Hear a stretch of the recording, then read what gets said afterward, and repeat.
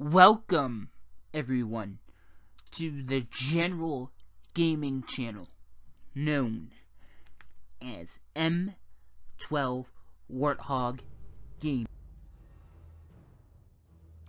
Hey guys, M12 Warthog Game here. I'm back with another video, and today we're doing some more strategy guide on Bitmap, which is a map on Risk Factions. And I'm going to do a step-by-step strategy guide on how to get a victory on here. And this is actually played as a 3-player game in the campaign, so I figured why not make it 3-player for this custom game that I've set up. Now, before we go over anything else, we need to check one thing, and that is these things right here, which are the objective rewards. Okay, so the first one, control 4 solar arrays. You can get a guaranteed card. Airfield if you control Next Gen Bay. Control an enemy capital gives you an additional maneuver.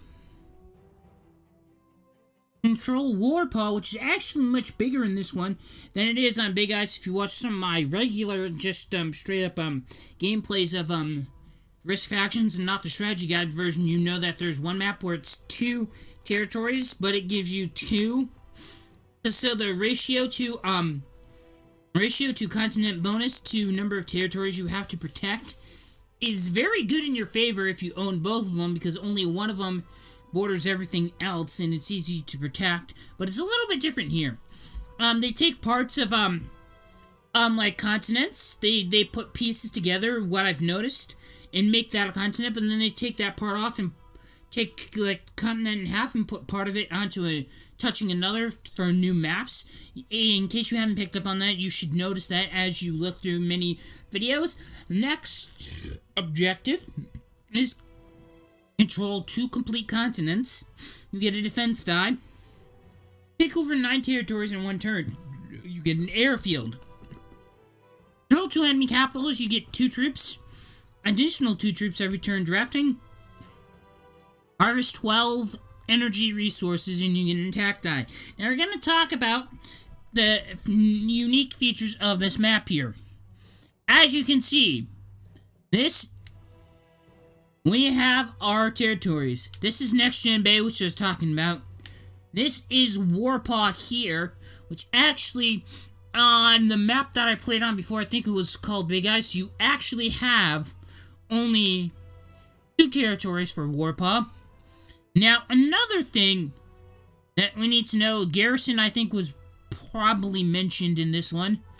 But, one thing you need to know, Mount Magma. These 3 territories that I am selecting are bad. You don't want to have a border there because that border could easily be melted away. Any additional troops you have there will get solar resources, which is an objective. But note, if that volcano goes off, it will melt everyone's troops, all except for 1 troop. So additional troops, which is something you'll need to know in terms of harvesting resources from mines and whatnot for objective purposes. Additional troops are more troops than are needed to at least maintain control of a territory. In order to maintain control of a territory, you need 1 troop. So if I have 2, I'll be getting 1 resource each turn. If I have 3 troops, I'll be getting 2 resources each turn, and so forth. For now, the best thing you can do is there's one of 2 ways to do this. Start from one side and have all of your territories connected, easier for maneuverment patterns, also making it easier when you have to defend your borders. Because if you have to defend 7 different borders, that's going to be kind of hard compared to someone else who may only have 3 territories that you could possibly attack. Now, I'm starting on Warpaw. Could go to the other side and start on the other island. I mean, both islands have solar arrays and whatnot, but it's really up to you to decide. Now, I'm going to try and put all my territories, or most of them, if I can, into Warpaw. Now, I figure some people are going to probably go for the solar arrays first, and if you don't want them picking territories next to yours, you want to go for solar array. Now, of course, I sort of figured they would do that. Now, I'm going to do this, and I'm probably going to bum rush that territory and have the humans pick to kick them out of Warpaw. Having full control of a continent gives you continent bonuses, as you saw earlier. Now, It seems like the cats are going for their own island, and they got the similar idea to me. Now, at the moment, from what it looks like, I'm probably gonna have some of my territories in the upper areas of Mount Magma, and maybe some in Garrison. But for now, let's just stick with Warpaw and hope that no one else picks any. Okay, they're going straight for Garrison, but they decided to pick one in Warpaw. Why, I do not know. Okay. We pretty much own Warpaw. Now I'm gonna put troops here.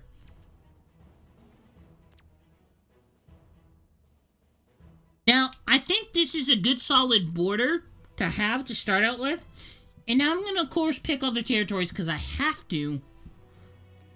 But I think the way that my territories are set up, I can see that right now I only have to worry about defending 3 territories at the moment. Now, of course, I don't want anyone to have too many resources. And then again, I said putting more troops in here, you have a higher risk of losing them. Which is why I'm not going to do that. I'm going to put one down there. Now, those 2 that are separated from pretty much the rest of mine, I'm not going to be able to defend. They're not near my territories and whatnot and so forth. So, for starting off, I'm going to not put troops right here. Because it's going to make the general for the humans, Mick Gutterpants, as his name is, put more troops up there, and we don't want him to do that. We go first. We get the first strike, which is also an advantage. Then again, it's also at a disadvantage, as for strategy's sake, you got to make the first move. They get to see what you do and analyze that and have a better chance of figuring out how to counter you. Then again, you have the chance to see what they do when they try to counter someone who got the first strike, and you got to know how to use that to your advantage. We'll find out here. But for right now, it looks like I only have 3 territories to protect. Mainly that one that I just selected, as that leads into Warpaw.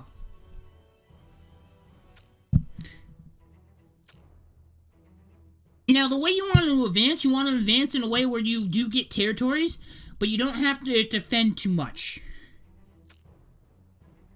I can see places where I could expand and only have to defend like maybe 2 or 3 territories.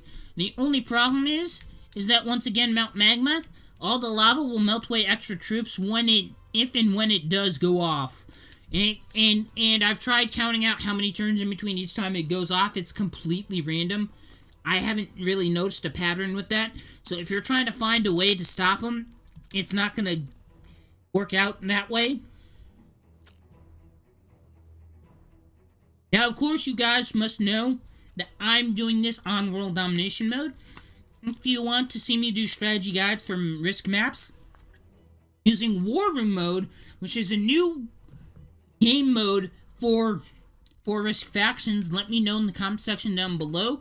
Leave me a comment, or just let me know on my social network. I use ZergID. I really can't use pretty much anything else, because I can't can send a confirmation message to open my account on other sites, because they require a cell phone number, and I don't have a cell phone. So that, or you can send one to me at M12. Actually, my gamer tag's right on screen. M12 LRV RVSB on Xbox 360 if you have one of those. And I can show you this. Also found out this game's on Steam, which is kind of interesting. I bet a lot of people play it on Steam rather than Xbox 360 now, because when I first got my Xbox, this was actually the first game I bought and downloaded, because I played the demo and I definitely knew I'd like this game and be good at it. Now,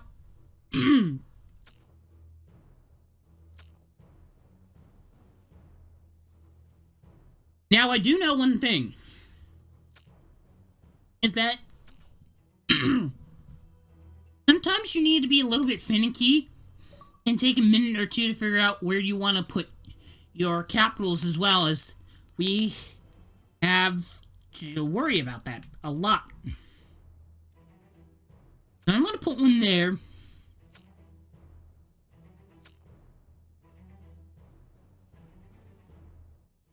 gonna put one here.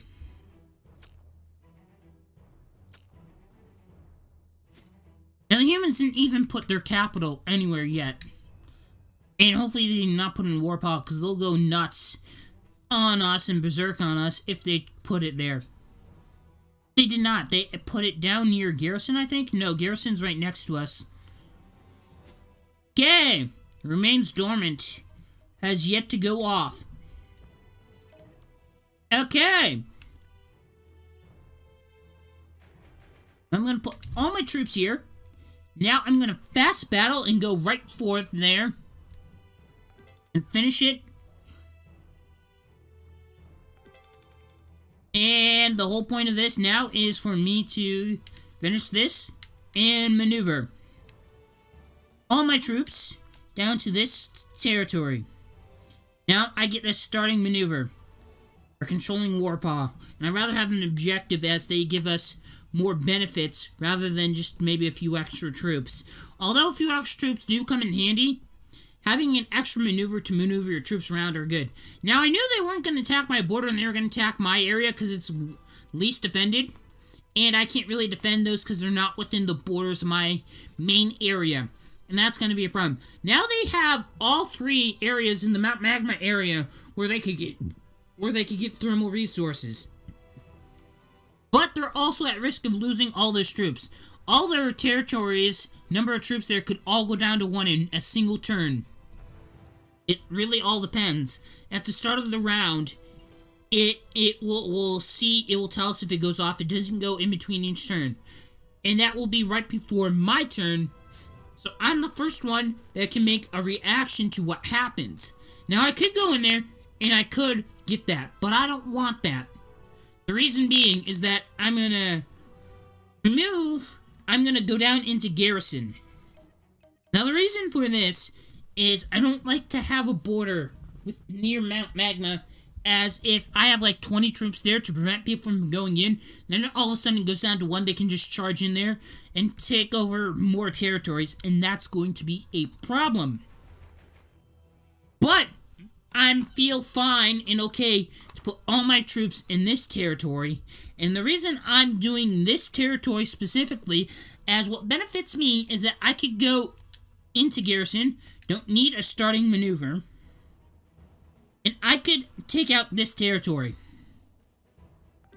You wanna know what else?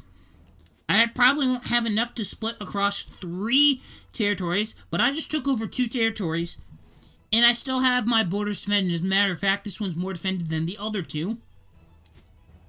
I'm actually going to change that. And I get star 2 for conquering a territory. I got 2 territories, so I guess that's how it works. Although it's still random, the amount of stars you get. It could either be 1 or 2.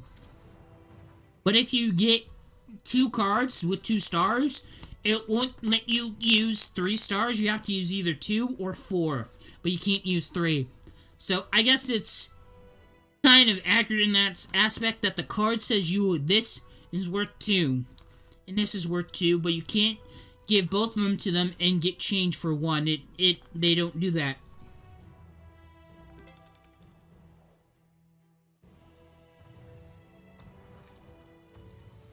Now another thing coming up when I take over the rest of Garrison,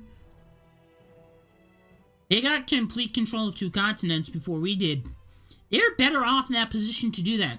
But I don't mind. Right now, I have like about 1/3 of the map. Just by eyeballing it, it's like I have this full 1/3 of the map. Or just a little bit under it, I think. But I don't really... That doesn't really matter at this point. What matters is that I'm going down into Garrison and look at Blackfort. These 2 territories right here, you would think, would be able to attack this territory that I've selected here. Now, this territory here can attack this territory there, but cannot be attacked by this one, nor this one. The reasoning for this is because these 2 territories have a thin line of mountain between them, and they cannot attack. You can also see this mountain ranges that prevent you from attacking people into Black Fort on Proving Grounds map, which is also quite beneficial if you know how to map as well. Now, of course, seeing as I'm going to do maybe 1 or 2 per turn, I'm going to now go here. And I'm going to finish. Now I'm going to maneuver troops. And there I go. I now have almost all of Garrison under my control. I have all of Warpaw. Once I have all of Garrison, I'll be getting more troops per turn due to continent bonus. Now, of course, as you can see, I do not necessarily and will not directly go after Mount Magma. But I am going to have to work my way around it to, get what I want.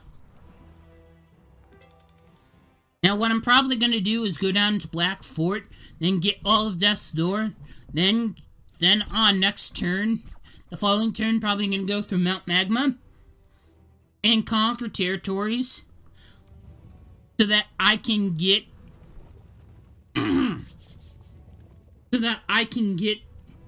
a border that seals me off from the rest of the other guys. But also my border isn't in the area where Mount Magma is. And that's one of the more difficult things. You pretty much have to work your way around this earthwork, as it's called in battle, which is a mountain, which is actually a volcano, mountain, whatever you want to call it. Okay.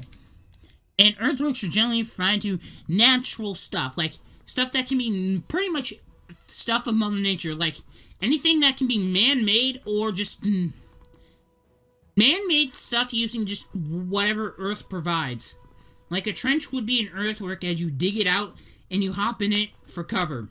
They used it in World War I. That is technically an earthwork. Fences that you build yourself, not so... I guess you could consider that an earthwork. Volcanoes are, because you can just literally... Or mountains, because you can, like, say, that's protecting us from being attacked. That's how it used to be in ancient times, but not anymore, as we now have more advanced technology. We could fly over mountains and it would only take us several minutes and whatnot. And a giant snowball falls on them to finish off Garrison. Okay. Like I said, that territory I just conquered cannot be attacked from Black Fort, but it still can be attacked from Mount Magma, so that is still a border, and a border that I still have to defend. So, next step. Gonna maneuver. In here. Now I'm thinking maybe next turn, seeing as I have the most amount of territories, I'm gonna take a break from conquering and realign my defenses by adding in more troops to areas that don't have as much, such as the Long Garrison. We have like two territories that have 7, territory that has 8, and trying at least and one that has 9, but that's not in Garrison. Try and bring them all up to at least 10. Keep our borders strong. Because if they have a weak point, they'll target that over... They'll target that. They're more likely to target my borders in Garrison than they are in the northern areas of Mount Magma. Because of the number of troops that I have defending them and so forth.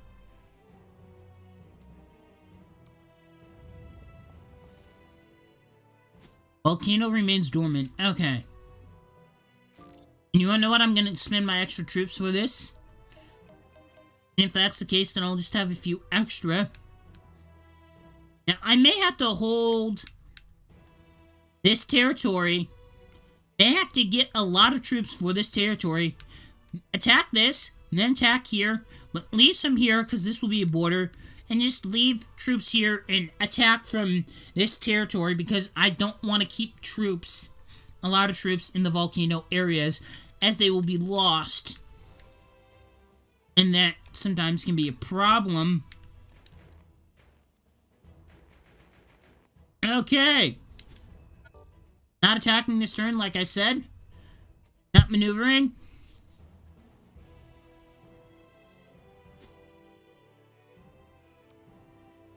They've had control of that for a while now. You'd think they would at least be able to get enough resources for the objective. Now they're just trying to take over Death's Door. Another reason why I'm also placing my troops in territories like this is I'm pretty much saying it's pretty much making my borders too powerful. It's making the other two guys fight each other, and that's one of the main strategies that I'm using for this map. I'm making the humans and the cats fight each other, because they don't want to mess with me. And the reason being is, one, I have most amount of territories, and two, the General McGutterpants from the humans could go, I have 5 soldiers in this territory. There's no way I'll be able to break down the Yeti's border of 10 troops with my 5, but I probably could take this territory from the cats that only has 1 army sitting on it. So I'm pretty much making sure the better choice for my enemies is to attack another enemy rather than to attack me. And of course, that's just how it goes. No starting maneuver.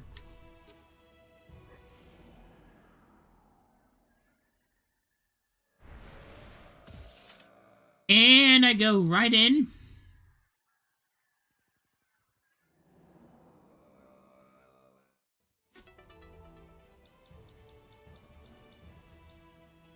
Leaving 10 there, finish attack. Now what I'm going to do is go right here and bring all my troops there. This place can defend itself because it has a lot of troops. Actually, it's my territory that has the most amount of troops. My borders still have about 10 troops there. And we have one thing for our... We have one thermal generator that we have on Mount Magma. So, hopefully things will start going our way. Now that I have a territory on the other side of Mount Magma, I don't have to worry so much about how I'm gonna get on the other side. That step is done.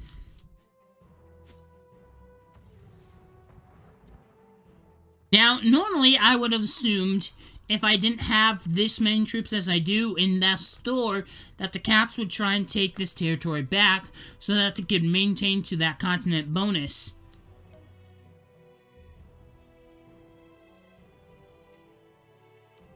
As far as it goes right now, I have retained my capital. I have not lost control of it.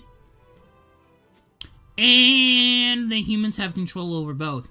Now, this is what I was talking about. Them attacking that territory.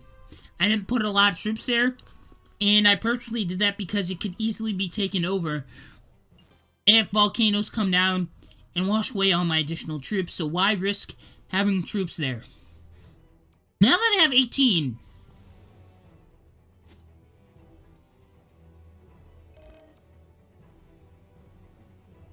what I'm going to do is I'm going to put 25 here. I pretty much outnumber, number of troops here outnumbers what all of the troops within this territory. So what I'm going to do is get out of starting maneuver. And I'm going to try and take out the capital. Not look like it's going well. That took a lot more troops than I expected. Sometimes that does happen. I'm gonna have to leave that there and just have that defendable. And spend next turn putting troops there. I figured I could at least have maybe not lose that many. Maybe lose half as many as I did. And still maintain a presence there. So I may have to relaunch another attack into this area if I lose both of them. But seeing as the cats are only getting 3 per turn and they equal my army, that does not mean they'll have equal forces when attacking. as they would have to leave one troop behind to maintain control of that territory, and all their extra troops are moved to attack.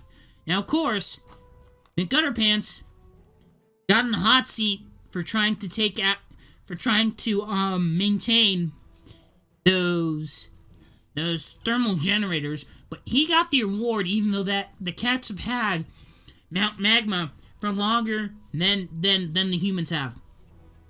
Cats didn't get it because they had one troop, like just under, like close to 1 to 2 troops per territory, while the humans like had 4, like per territory, and that just meant like 2 turns, they're done. Over with. They got it in a few turns, so the more troops you have there, the more resources you get, but you're also putting yourself at a higher risk for getting, for, losing them.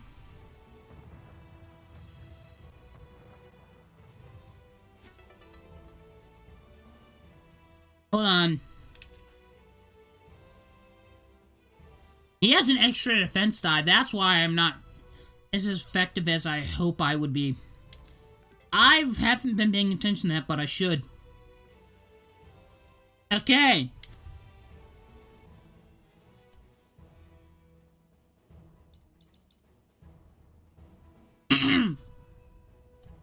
Well, I had 2 stars this time. And I'm spreading out my army more than I would like to, but I want to keep getting at least 1 territory per turn, so I can still get the star. Now I just need to take over 2 more territories in Blackfort, and I don't have to worry about borders.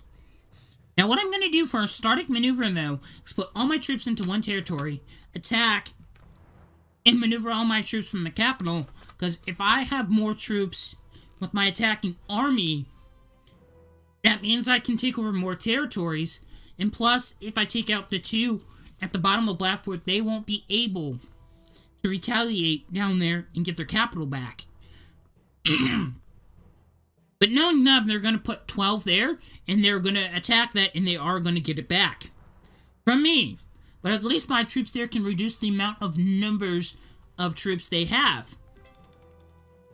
Though, I made them waste a whole entire turn just getting back 1 territory. It's not going to do much.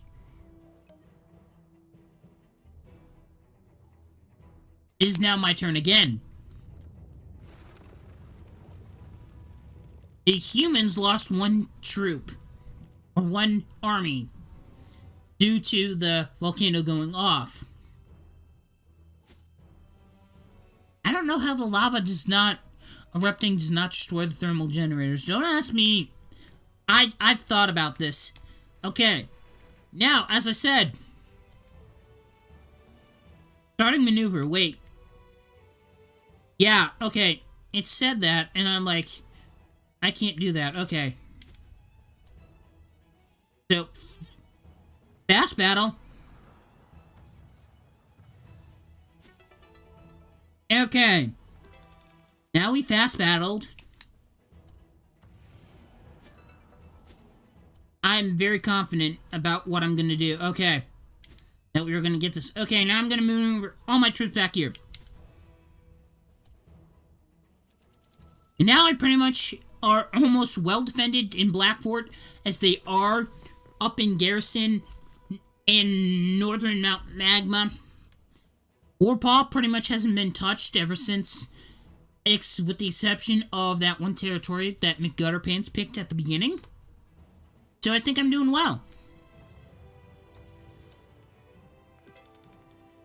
I'm the only person right now that's getting 3 continent bonuses. He controls Next Gen Bay. Of course he gets an airfield. Now he's getting all the objectives. And now maybe being on that side does help him get more objectives.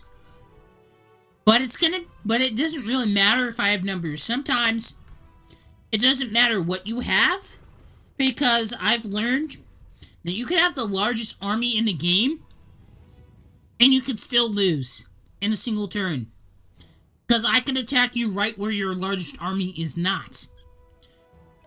So spreading out your army is not the best option, but sometimes it doesn't, and it's very good if you have more. If you have more troops than the enemy right where they're attacking, but if you don't, that's a problem. So outnumber at the point of attack, a strategy used by Napoleon. It worked wonders for him. But I will tell you that the only downside to this tactic is that if you're attacked where you do not outnumber them, you will lose the battle.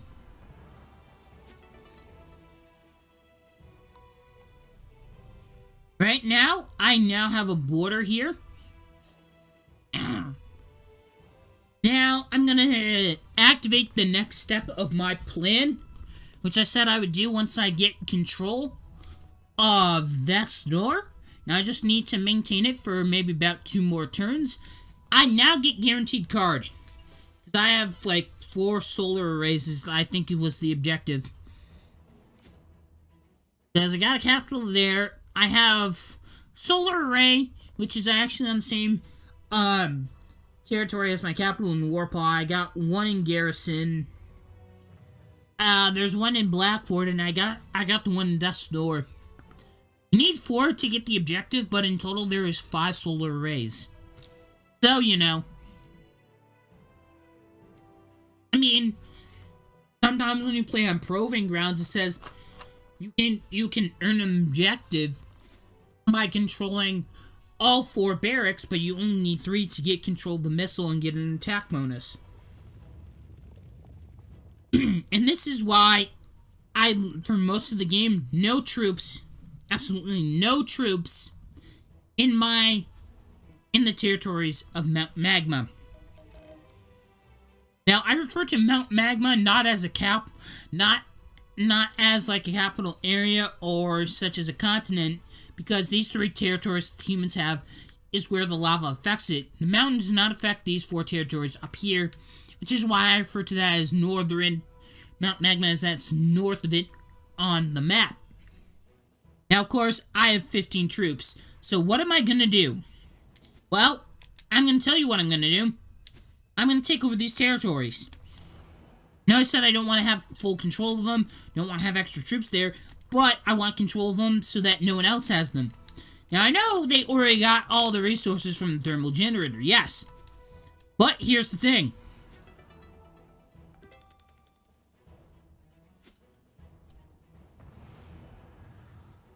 Boom. I now reduced the number of territories I have from pretty much 5 down to 2 in 1 turn. You wanna know what that means? We can maneuver all of these troops from old borders up to our new border. And if I take out the rest of Next Gen Bay, leaving that 1 cat territory that's there in Next Gen Bay as the last territory I attack, I can move our troops from one of my 2 current borders in there and have like about 50 troops to take over the last island, which is probably how it's gonna go. I do have a starting maneuver, so I am going to maneuver troops from an old border to this area.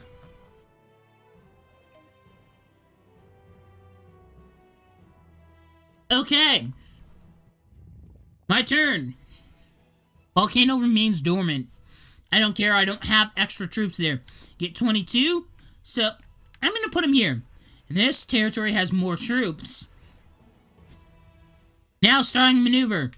I'm going to take full opportunity of this and maneuver 9 troops there. Get 58. Now I'm going to attack. Everything. And by everything, I mean all of this.